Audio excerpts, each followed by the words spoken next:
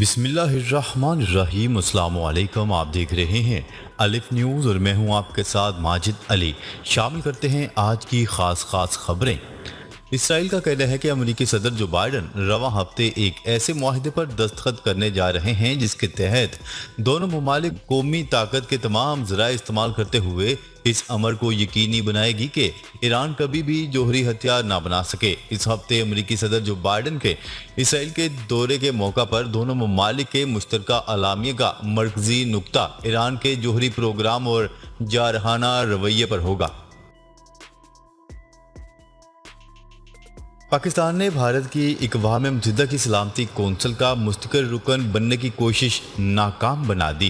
پاکستان نے بھارت کی اقوام متحدہ کی سلامتی کونسل کا مستقل رکن بننے کی کوشش ناکام بنا دی۔ پاکستان کی جانب سے بھرپور انداز میں موقع پیش کرنے کے نتیجے میں بھارت اقوام متحدہ کی سیکیورٹی کونسل کا مستقل رکن بننے میں ناکام ہو گیا۔ سفارتی ذرائع کے مطابق پاکستان نے موقف اختیار کیا کہ مستقل رکن کے لیے مدت مقرر کی جائے اور اس کا انتخاب 2 سال یا 5 سال بعد ہو۔ بھارت نے ہمیشہ سیکیورٹی کونسل کی قراردادوں کی خلاف ورزی کی ہے۔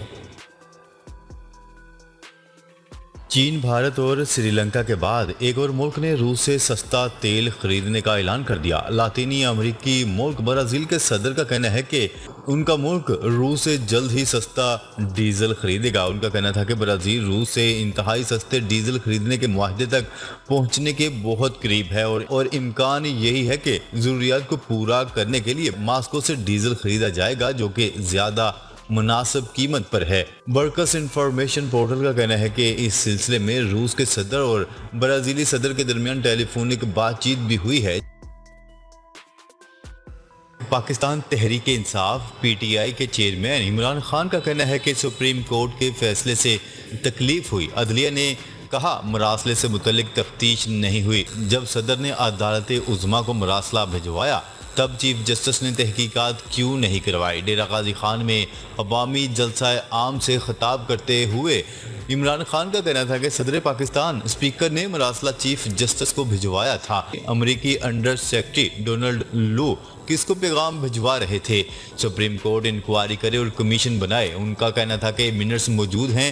میں نے وہ مراسلہ پہلے کابینہ نیشنل سیکیورٹی کونسل پارلیمنٹ کے سامنے رکھا جس میں واضح تھا کہ امریکی انڈر سیکرٹری ہمارے سفیر کو کہتا ہے کہ عمران خان کو ہٹاؤ ورنہ مشکل میں آ جاؤ گے۔ مشرق وسطی کے لیے امریکی صدر کا نیا ایجنڈا، غزہ بھی جانے کا اعلان۔ امریکہ کے صدر جو بائیڈن مشرق وسطی کے لیے ایک نازک ایجنڈے کے ساتھ اسرائیل پہنچ گئے ہیں اور وہ غزہ بھی جائیں گے۔ وہ اسرائیلی وزیر اعظم یائر لیپیڈ اور فلسطین کے صدر محمود عباس سے مغربی کنارے پر مذاکرات کریں گے۔ تاہم واشنگٹن پوسٹ کے مطابق اس دورے میں امریکی اقدامات کے لیے صدر جو بائیڈن کو لیبر ڈیموکریٹکس کی حمایت حاصل نہیں ہوگی جو گزشتہ 6 دہائیوں سے فلسطین پر جارحانہ اسرائیلی قبضے کی حمایت نہیں کرتے۔ گزشتہ سال مئی میں جب غزہ میں فلسطین اور اسرائیل میں جنگ چھڑ گئی تھی تو معروف ڈیموکریٹ رہنماؤں نے حملوں پر اسرائیل کو تنقید کا نشانہ بنایا تھا۔ معاہدے سے دستبردار ہونے پر ٹویٹر کی جانب سے مقدمہ، ایلن مسک کا تنزیہ رد عمل۔ غیر ملکی میڈیا کی رپورٹس کے مطابق امریکی ریاست ڈیلاویئر کی عدالت میں دائر مقدمے میں ٹویٹر انتظامیہ کی جانب سے عدالت سے کہا گیا ہے کہ وہ دنیا کے امیر ترین شخص کو $54.20 فی شیئر میں کمپنی خریدنے کے معاہدے کی پاسداری کا حکم دے۔ تاہم بدھ کے روز ایلن مسک نے ٹویٹر کی جانب سے مقدمہ دائر ہونے کے بعد طنزیہ انداز میں ایک ٹویٹ کی اور لکھا کہ اوہ ستم ظرفی۔ اگرچہ ٹویٹ میں مقدمے کا ذکر نہیں کیا گیا لیکن ایسا لگتا ہے کہ ایلن مسک اس کا حوالہ دے رہے ہیں کیونکہ ٹویٹر ابتدائی طور پر معاہدے سے متفق نہیں تھا۔ واضح رہے کہ ٹویٹر انتظامیہ کی جانب سے ایلن مسک پر مقدمے میں منافقت کا الزام بھی لگایا گیا تھا۔ آئی ایم ایف سے معاہدہ، ڈالر کے مقابلے میں روپے کی قدر میں اضافہ ہونا شروع۔ انٹر بینک میں ڈالر کا بھاؤ 30 پیسے کم ہوا ہے۔ انٹر بینک میں کاروبار کے اختتام پر ڈالر کا بھاؤ 209.80 روپے ہے۔ اس کے علاوہ اوپن مارکیٹ میں ڈالر کی قدر 1 روپے کم ہو کر 210.80 50 روپے ہو گئی۔ خیال ہے کہ پاکستان اور IMF کے درمیان گزشتہ کئی ہفتوں سے جاری مذاکرات کامیاب ہونے کے بعد فریقین کے درمیان معاہدہ طے پا گیا ہے۔ بھارت سے بحرین جانے والے 2 طیاروں کی کراچی ایئرپورٹ پر لینڈنگ۔ بھارت سے بحرین جانے والے 2 طیاروں کے کپتانوں نے ایئر ٹریفک کنٹرولر سے رابطہ کر کے کراچی ایئرپورٹ پر ٹیکنیکل لینڈنگ کی۔ نیوز رپورٹ کے مطابق کپتانوں نے لینڈنگ کی اجازت ملتے ہی طیاروں کو ایئرپورٹ پر اتارا۔ دونوں پرائیویٹ جیٹ طیارے چینی کمپنی کے تھے اور بھارتی شہر ناگپور سے بحرین جا رہے تھے۔ سری لنکا کے صدر راجہ پاک سے مالدیپ سے سنگاپور روانہ ہو گئے۔ غیر ملکی میڈیا کی رپورٹس کے مطابق گزشتہ روز اپنے ملک سے فرار ہو کر مالدیپ پہنچنے والے سری لنکا کے صدر راجہ پاک سے نجی طیارے میں سنگاپور روانہ ہو گئے۔ اس سے قبل سری لنکن صدر نے عہدے سے استعفیٰ دینے کا اعلان کیا تھا، تاہم پارلیمنٹ کے اسپیکر کو اب تک ان کا استعفیٰ موصول نہیں ہوا ہے۔ ایران کے خلاف طاقت کا استعمال ہو سکتا ہے، امریکی صدر نے خبردار کر دیا۔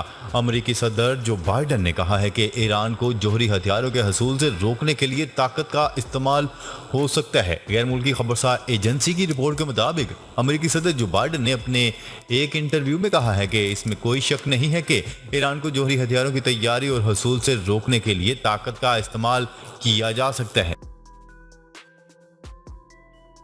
سعودی عرب نے حج کے اختتام کے بعد نئے عمرہ سیزن کے لیے درخواستوں کی وصولی کا عمل شروع کرنے کا اعلان کر دیا۔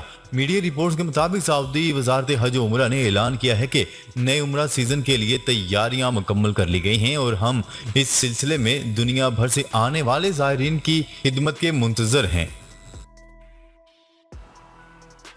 چینی کمپنی یوٹونگ بسز چائنا سندھ میں پبلک ٹرانسپورٹ پلانٹ لگانے پر آمادہ ہو گئی۔ یہ پلانٹ کراچی یا حیدرآباد میں لگایا جائے گا۔ سندھ حکومت کے مطابق یہ اہم پیش رفت وزیر اطلاعات اور ٹرانسپورٹ شرجیل انعام میمن سے یوٹونگ بسز چائنا کے کنٹری مینیجر کی ملاقات میں ہوئی۔ اس ملاقات میں سروس ہیڈ یوٹونگ بھی ان کے ہمراہ تھے۔ خلیج کے ساتھ آزاد تجارت مذاکرات چند ماہ میں شروع ہو جائیں گے۔ برطانوی وزیر مملکت برائے ایشیا اور مشرق وسطیٰ نے کہا ہے کہ خلیجی ریاستوں اور برطانیہ کے درمیان آزاد تجارتی مذاکرات چند ماہ کے اندر ورچوئل میٹنگز کے ذریعے شروع کر دیے جائیں گے۔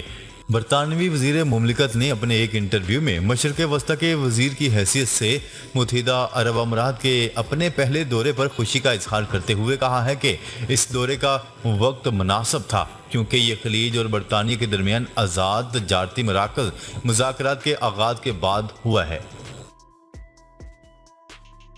سعودی عرب میں وزارت حج و عمرہ نے حجاج کرام کو ہدایت کی ہے کہ واپسی کے لیے ایئر لائن کے ٹکٹ کنفرم کروائیں اور مقررہ سفری ضوابط پر عمل کریں تاکہ کسی قسم کی دشواری کا سامنا نہ کرنا پڑے۔ سعودی خبرساز ادارے کی رپورٹ کے مطابق وزارت حج و عمرہ کی جانب سے حجاج کرام کو ہدایت کی گئی ہے کہ وہ سفر پر روانگی سے قبل سول ایویشن کے قوانین سے متعلق معلومات حاصل کریں تاکہ ایئرپورٹ پر پہنچ کر کسی قسم کی دشواری کا سامنا نہ کرنا پڑے۔ وزارت حج و عمرہ کی ویب سائٹ پر اردو، عربی، انگلش، فرینچ اور ملائیشین زبانوں میں حج امور سے متعلق آگاہی پروگرام بھی جاری کیا گیا ہے جس میں حجاج کرام کو حج و عمرہ کے حوالے سے معلومات فراہم کی گئی ہیں۔ ناظرین، اب تک کے لیے اتنا ہی۔ مزید خبریں لے کر بہت جلد آپ کی خدمت میں حاضر ہوں گے۔ تب تک کے لیے اپنا خیال رکھیے گا۔ اللہ نگہبان۔